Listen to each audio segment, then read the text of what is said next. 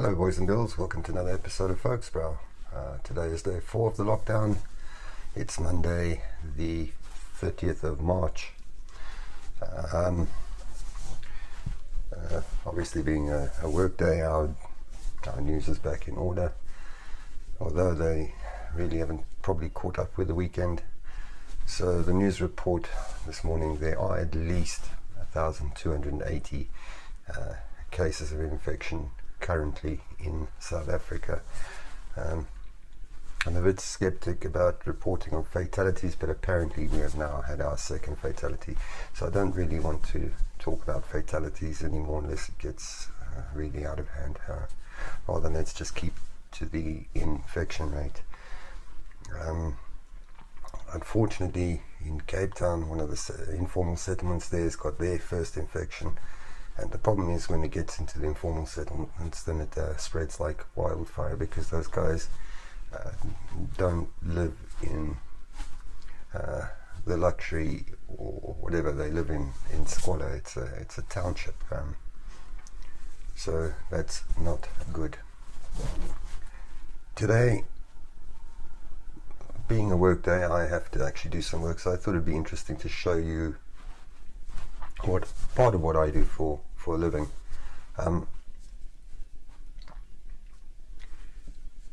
What we have is I'm not going to tell you the clients, obviously, because that's sort of confidential. What we have is two mines. These mines were put on care and maintenance many years back. Because of unrest, rural unrest in the area, the local people not being happy with the mining company, and as it goes. As you may know, on Friday, South Africa was declared junk status. Our rand was sitting at 15.90 something to the US dollar. It's now sitting at 17.97 as of 9 o'clock this morning to the dollar. So 2 whole rand lost, gone against the dollar. And this is what unrest does. This is years of mismanagement in our government, fraud, corruption, rubbish like that. Anyway, these 2 mines were put on care and maintenance because of the rural unrest, and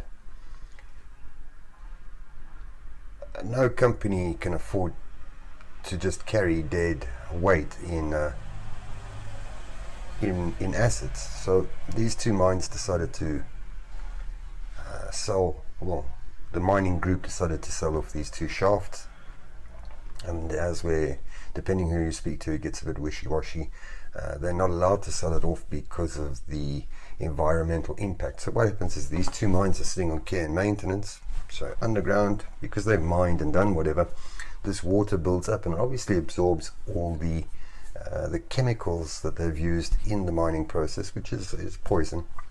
They pump at the one shaft, they pump this water up to the surface, and it sits in this big reservoir, and it gets fuller, and then it overflows into the ground, and it's filling up, it's getting into the groundwater system, which is obviously an impact on the environment. So they're not allowed to sell this off. So the project is to take this water in this reservoir, pump it roughly about 3.5, 6, 9, almost 10 kilometers away to this mine over here's storage, surface storage dam, because the surface storage dams are huge. But the problem is 3 kilometers away from this first mine there's a water tie-in. So should this mine not be able to give that mine water, they can pull in water from the local municipality. So our project is to come along and put in the electrical control and instrumentation mechanism to be able to do this. So let's jump over to my workstation. I'm going to be filming that in OBS Studio because it makes it easier for me, and I can show you what we're doing, and we can walk through the various steps of design. Yes, we will do, this will be a multi-part video, because yes, I can do this all very quickly, but to film it is not that easy, and to explain the concepts. Right, let's get on to the studio. Right, it will be the second time I shoot. Issues setting up my mic video. So we're going to be using Siemens' PIA portal to configure this project because it allows me to configure both the PLC and the HMI. PLC, the Programmable Logic Controller, and the HMI. I'm just going to call this test, create new, test. I'm not. Today's session we're going to concentrate purely on PLC. Create a new project, we create it for us. The software is very intensive. You need quite a beast on it. Unfortunately, all the versions of it. Okay, great. It's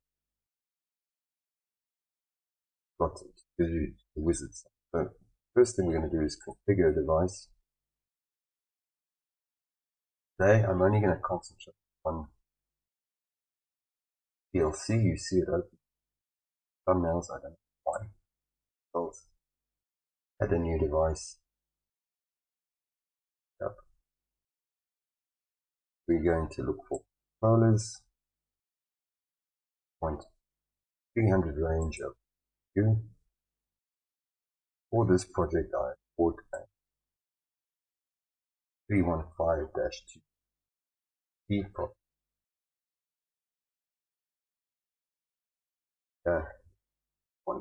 The part number 315-2 H14-WA080.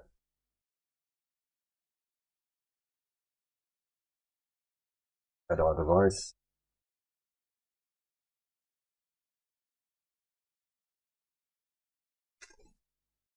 And it will get there eventually.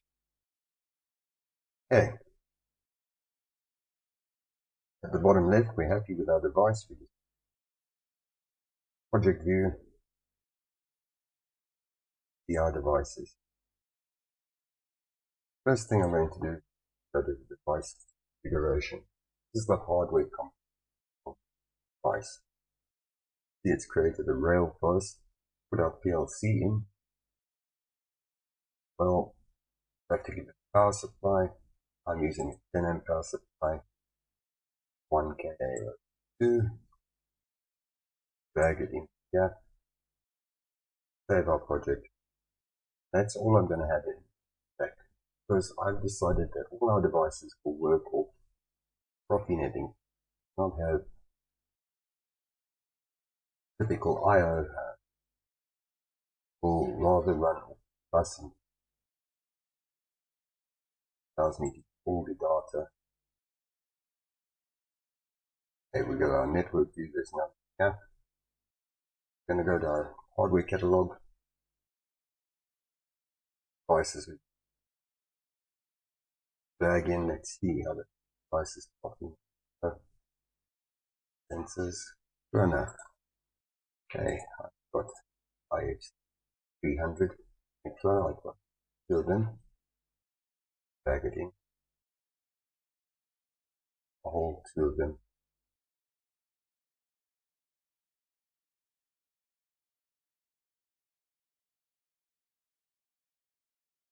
So you'll notice that our devices are not assigned network. Click on the not assigned, we click Profinet. There's 1.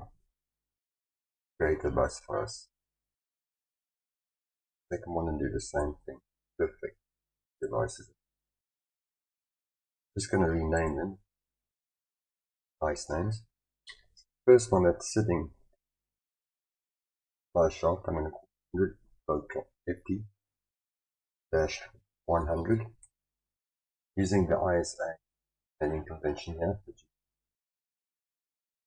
Society of Automation, the Instruments Society of America. Second one I'm going to name 100 dash 300 because that is dam. Grouping the areas, the sequential numbers 100, general areas remain 100. Sequential numbers of 100 will belong to my dam, my tank. Sequential numbers of 200 will belong to our switching station. Sequential numbers of 300 will belong to storage. Put up 2 flow transmitters, have 2 pumps. We're going to have 2 valves, have 2 level transmitters. So we've got runner,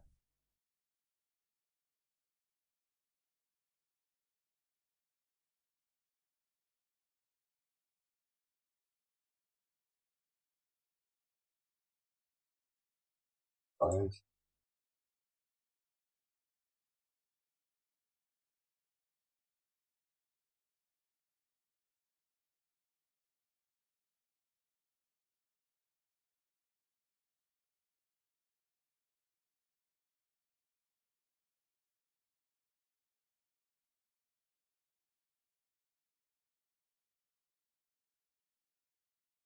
When we edit, I need to look for what I've put in here. Here's these are the device manufacturer,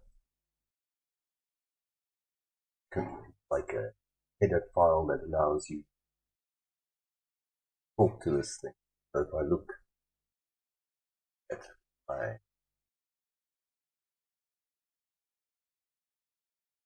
two VSDs, I'm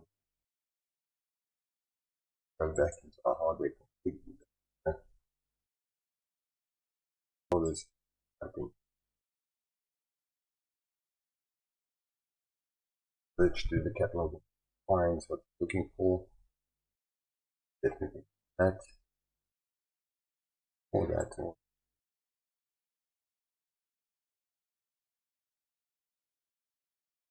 okay. But our Minibus module they are using for this.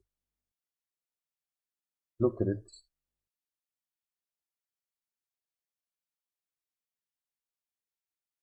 For the 2 times.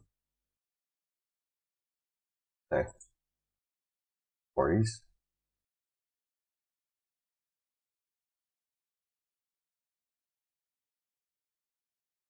Which one?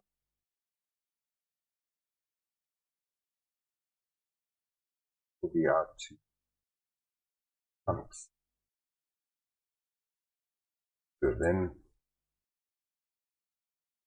they're going to sit in good area network. We 100 PP 100 that one dash 101. I would have named it 100A and 100B, but my electrical. So this equipment we'll keep. We'll go to our armor, the armor valves in. You'll notice we have 2 options of actuators, DAP and DAP. So by the top connection to it for the more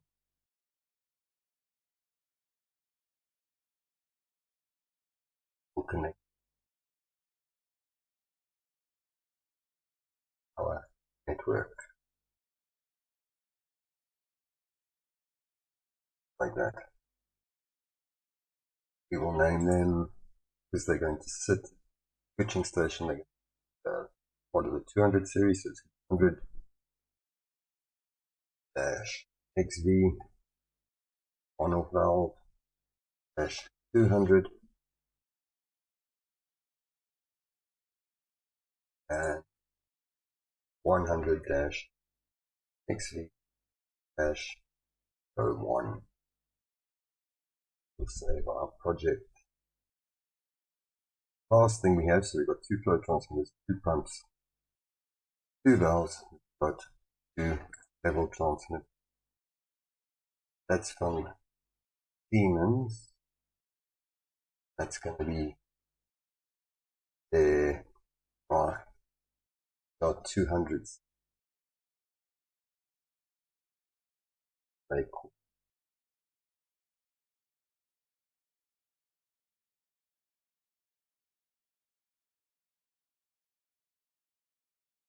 Multi-HMI.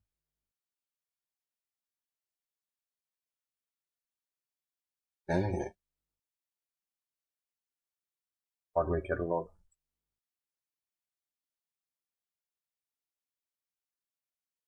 Huh?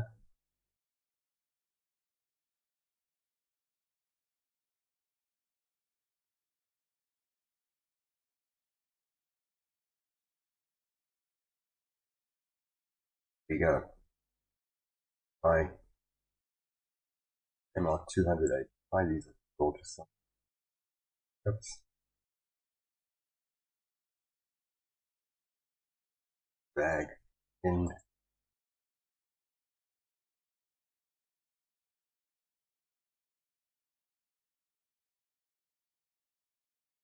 Bus. And first one, classify 100-LT-100. All the same. 100-LT-300. Save it regularly. Now, what is interesting, the Profibus DB, normally you would drag this in, bus, device, get, area, blank slots, and you drag in for hardware need. What is interesting to see with Profinet, look here, slot 1, pulled in 0 to 33, so 34 bytes of information. You cannot change it with this device. There, that information by the serial number and process data that you notice. Output address, the queue address is pulled in 16 bytes of data, so it's done it for you. Just want to go back to the network view because I'm a lazy programmer. If we look at the device again, we see it starts at 0 to 33. Look at the second valve, starts at 34. Now the problem is, what happens if somebody comes and changes it, whatever? It would be nice if we could say, look on that bus, go to that device, return that address. We can do that very easily. Before we get there, close our device configuration and go to our program blocks, and you see we've only got one main OB. So we're going to add a few blocks. First thing I'm interested in adding is operation blocks.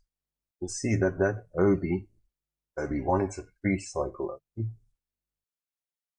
What we need to add is the fault interrupts, because if we have any of these faults, like a cyclic fault, an IO fault, rack fault, transfer program error, or module error, the PLC go into stop mode. What these OBs don't do, OB1 is a 3-cycle, it will keep running. If one of these faults occur, it will interrupt OB1, see if this OB here, run whatever's in that OB, put in, we don't have to, and then exit and then back here. I'm going to put in the cyclic fault, re-enter. What's nice is it takes it out of the available list, edit all our faults,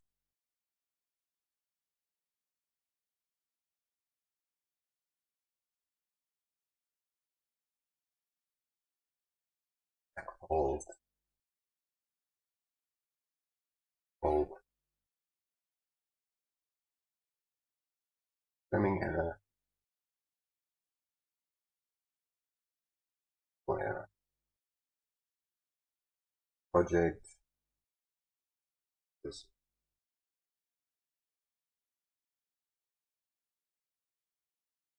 Next thing we want to add is we want a cyclic interrupt.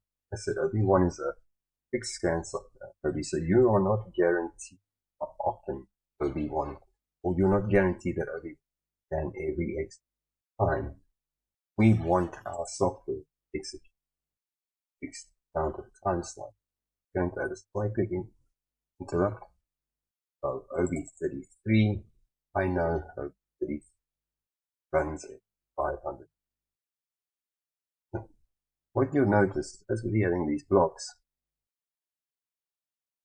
change properties here, always gives me this choice of ladder function block diagram instead. I'm going to choose statement list. Want to. Next block I'm going to add. See, we have a choice here of functions. Functions are blocks that don't their state, the previous state of its output static variables.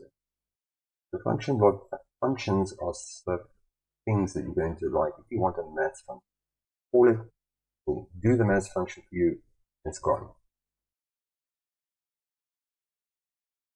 Or math function often process it with that.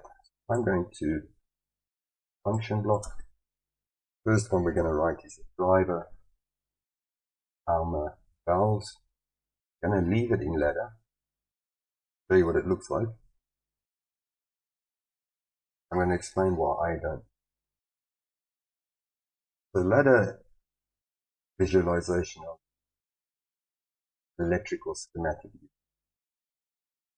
And yes, it's great if you're writing very basic logic, but it can be tedious. It's quite difficult to follow. So let's say we said and thing, another thing, not thing.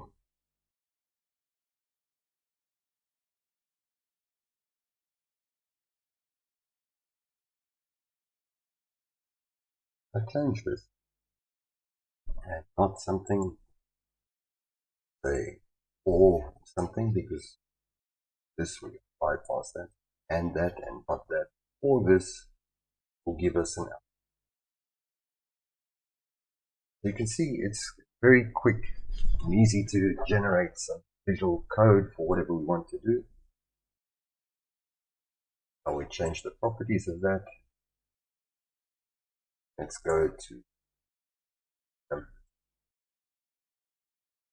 function block diagram is like logic gate representation of ladder. You see we have an and our whatever, and not our whatever, or whatever will give us our output. That's also can get tedious. It's nice if you're working with bit logic. If you start working with a lot of data, like bytes, words, double words, this is not to become very difficult to follow. Out of curiosity, if I go to a property that I want to see statement list, doesn't give me the option. Go back to ladder. Delete all this rubbish. I'm going to show you why I go to put in statement and go. See, there's two other languages that were there that we don't use. One is structured control language, derivative Pascal, PLC programming, and that's nice if you have to write math functions. That's not nice to do sort of high level logic. It becomes very horrible to follow. The other language that we had there was graph. Graph is like a thing for stepper program, sequences and stuff like that. Graph is change our block to save and list. I'm going to leave it there. What I want to do is go back to our device configuration. If we look at our network view, here we've got our PLC, we've got our Profinet, we've got these devices. Like I showed you, device view, here's the address area that we need to get the data. I could, in theory, go and say,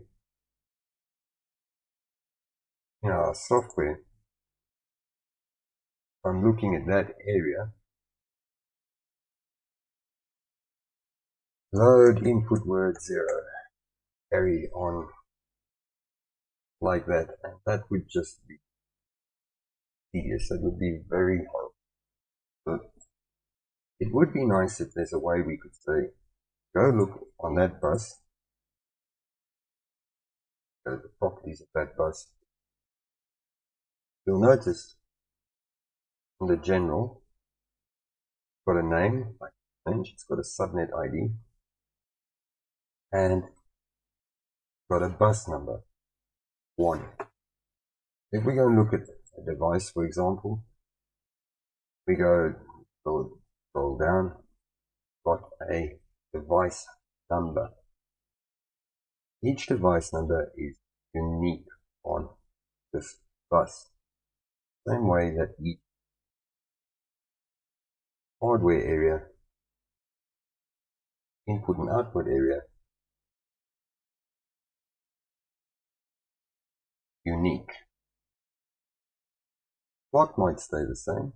Here it says slot 1 for the input, slot 2. But input and output area range is different. So what Siemens has done, step 7 days, they've actually written some nice blocks, instructions. Where would it be?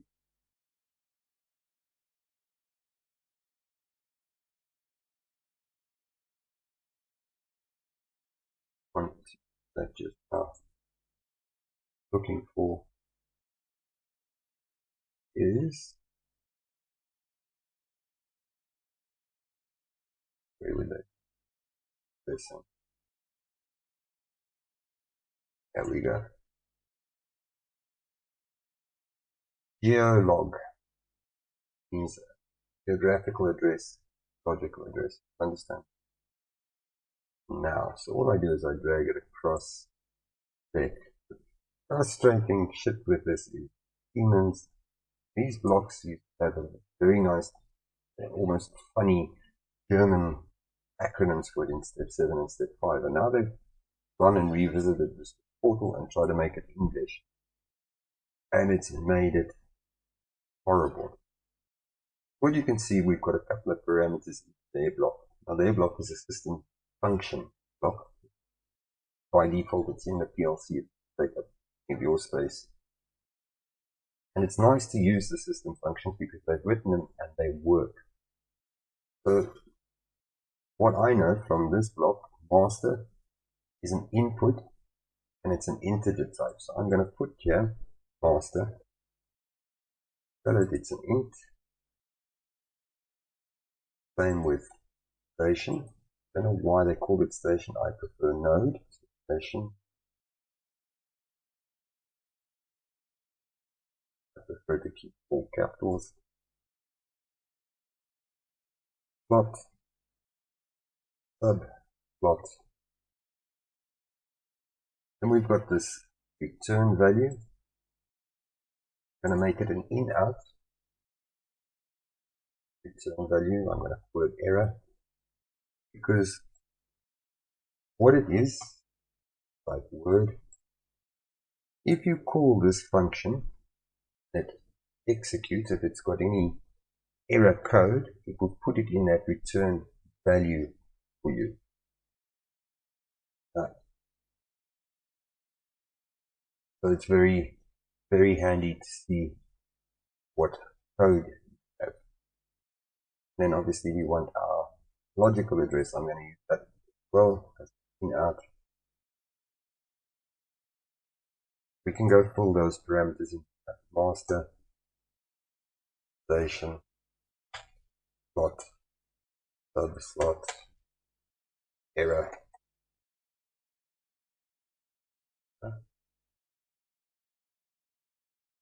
It's not really why now. Logical address. Because error is a type of int. Data type is I've made it word. I prefer the hex code. Fortunately, this is implicit. I can't cast. Can't convert the declaration from a word to an int. Fortunately, so if I go and put error here now, got false. What is this block going to do? If we go back and look at our devices, if we configure the master as 1, that bus number, copy these up, 1, we configure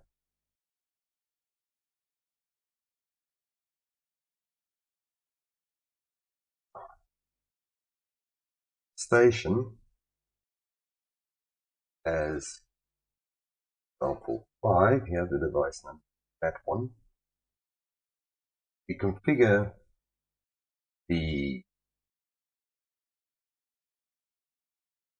slot as 1, it will return that logical address for me. Very nice. So what I'm going to do, this is a function block that we're going to call over and over and over and over. It'll be 33. Drag our block across, comma. We're going to give it an instance name. We're looking for 100-xv-200. We're going to parameterize it. Say our master was 1. Our station 5. Our slot was 1. And nowhere did it mention a subslot, but in the manual, which we'll go into tomorrow when we start bit stripping this out, the communications breakdown for this protocol for it will tell us that it's always on subslot 1. I'm going to put subslot 1 there.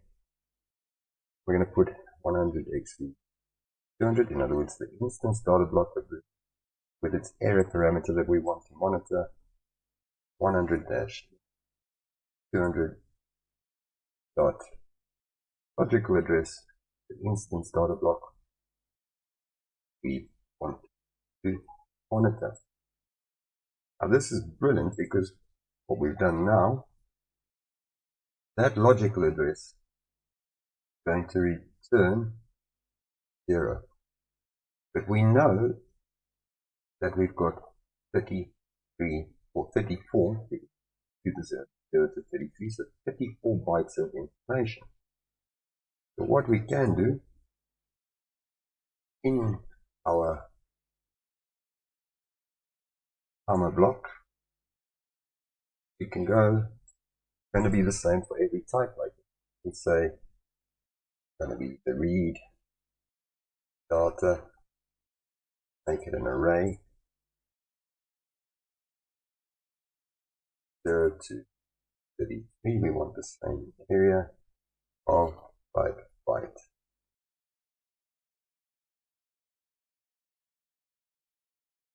What that will do is create 34 bytes of information.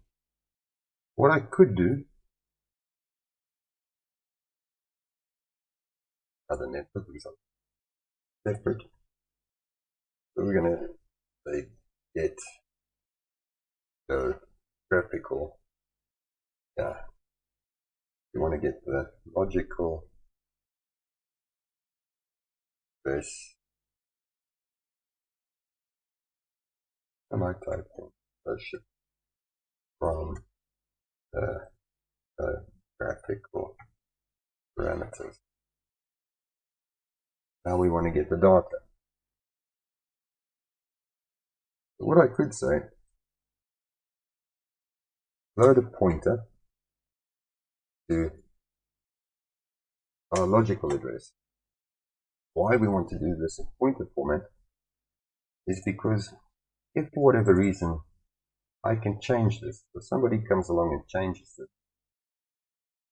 they're not going to change that bus number and they're not going to change that node number.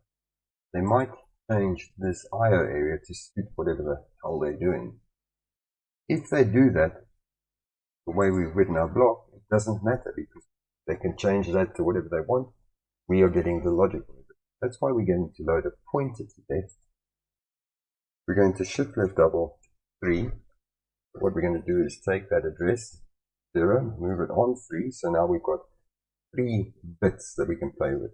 Take the binary representation. It's 1, 2, 4. So that's 7, value of 7. So I can say that's 0, 0.0, 0, 0.1, 0, 0.2, 0, 0.3, 0, 0.4, 5, 6, and 7. That gives me my bit access. I'm going to store that in address register 1. And now what I could say is load the input byte of address register 1. And we want the first byte, that byte 0. We could say pointer at 0.0.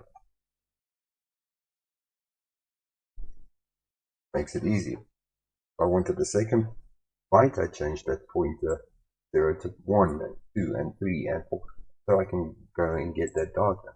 I wanted to look at a specific input. Maybe let's say I wanted to look at the third input of the first byte. So it's byte 0, the third input, which would be bit 3, is 0.0, 0.1, 0.2. So I could say an input of address register 1, comma P hash 0.2. Do something with it. But this can be tedious because I've got 34 bytes of data. So now I must go and have this code. So yeah, that's 2, 2, 4, 8, 16, 32, 34, and then I must go and change each of these to offset it by 1. So 1, 3, 4, 5, 6, 7, and so on and so on. And I can make mistakes. So I need all of this code just to read the data. But each time I've got to transfer it to our read data 0. It doesn't help I've got it. I'm not doing anything. So there's got to be a way to do this. Siemens does that. I'm going to shift all down. What Siemens does is they have these read records and write. But get IO read the processing, write or set IO write to the process image. Now see which one I want to. So, okay. What they did here.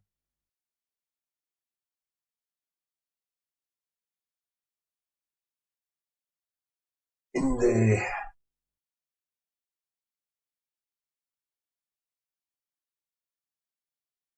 I don't think it's the read record.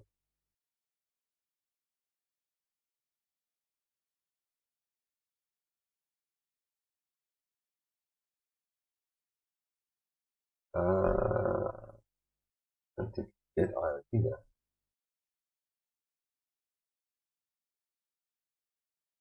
Okay. So it's definitely not the.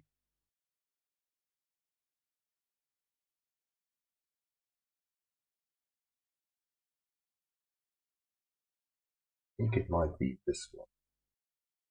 Yes, record. Okay.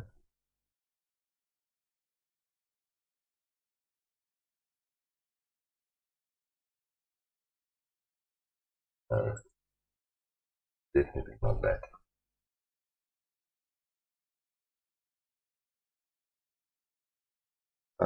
Which one is it? Yes, that's what I'm looking for. Unfortunately, within changing all these bloody things, I've forgotten what they're called. We want to use the data. We've got the logical address. We've got the return value. We made it for error. And we've got our record. Remember, we put it here at read data, so we're going to say p read data. It doesn't like that. Oh, maybe we just put in.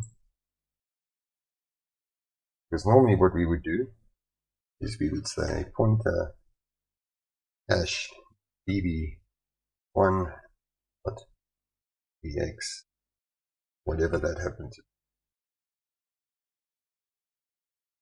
be.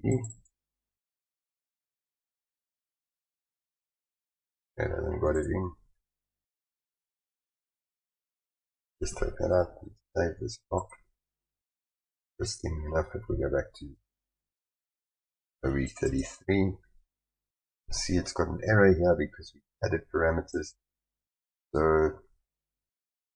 I'm going to update the block call, fix our DB, our address is, our offset is 12. What we could have said, what we would normally say as p hash db1 dot dbx 12.0 byte 34.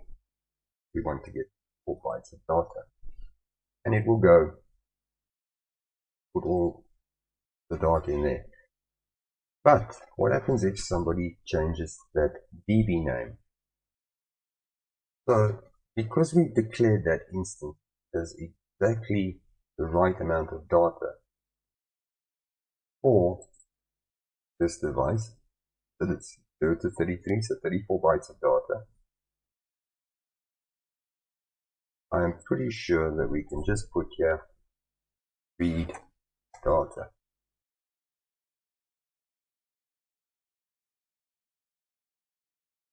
Data is 0.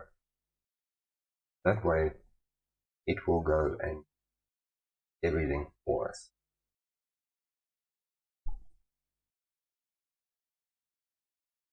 So that little call that we did there takes care of this 34 times. Take that out.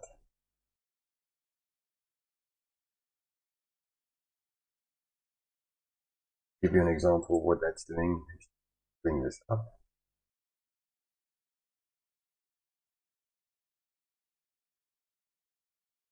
So we need this 34 times, bearing in mind that we must change the offset. Not taking that, doing that now. So 4, 8, 16,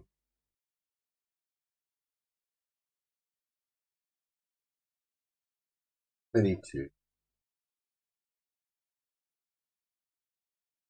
plus 4, 2, give me 34. Now, remember I have to go in here and change that to offset 1, offset 1. And I can open myself errors doing that. Wonder why I'm overwriting data. All that lovely stuff that goes with it. You can see, use the Siemens data system function blocks is much easier for us. So there we've got our data. It's now going to write it into that static array of read data of 34 bytes. We can now work with that data quite easily, because now I can load a pointer read data. Yeah. And now I can go and say, for example, say the second word, in other words, byte 0, byte 1, so word 2, or the second double word, make it a double word. So that would be bytes 2, 3, 4, and 5. What I could do now is load, say, double 3, load address register 1.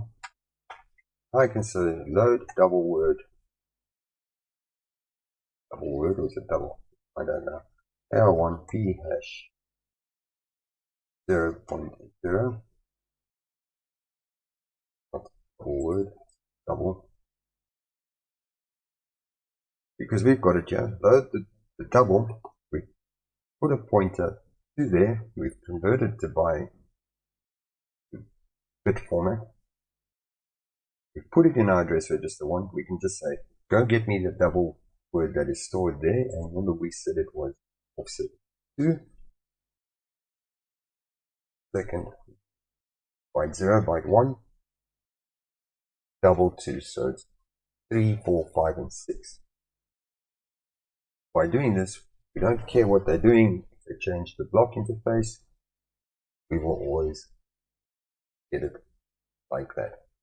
So what I'm going to do is show you how to basically build the hardware config, and we've got our bus number, we've got our node number, we've got the I and O address, I and Q, input and output address, humans.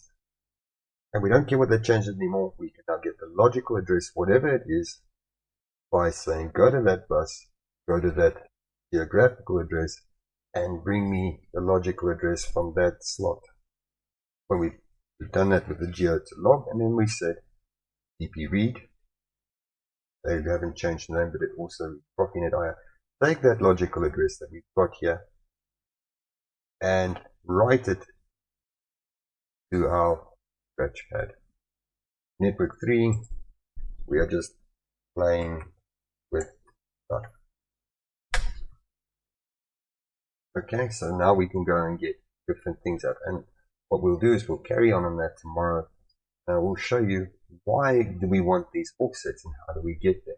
Because now we don't have to remember the address and what the logical address is by doing the first part, by getting the geographical the logical address from the geographical address. Don't care about the logical address now. We put a pointer to it, whatever it may be. Now we only care about the offset, and it's less tedious and complicated, easier to concentrate on. So what I'm going to do is I'm going to end it there. I've been listening to the news in the background. It looks like our rand is overshot $18 already. So yeah.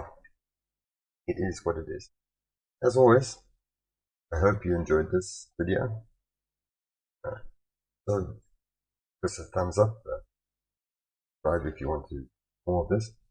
And if you've got questions on this, if I go too quick, remember I've been doing this for almost 3 decades, so I'm not thinking with.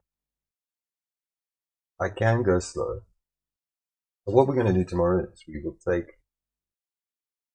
for this specific device, the armor valve. I'm not going to do it for each. I'm going to give you how we get to it. But you download the manual for what you're dealing with. Same principle. So we'll take the armor device, and what we will do is we'll see what we want out of it, because we've got all the data. We've retrieved all 34 bytes of it. So we'll see what we want out of it, and we will make declarations in our outputs. We will manipulate now with pointers that data, so that we can just say, oh, I want this, go to that area in the scratchpad now that we've got. Here's the offset, and make my output back. Take it from there. As always, take care. Be safe. Don't go out unnecessary if you don't have to. And we'll catch you tomorrow morning. Yes.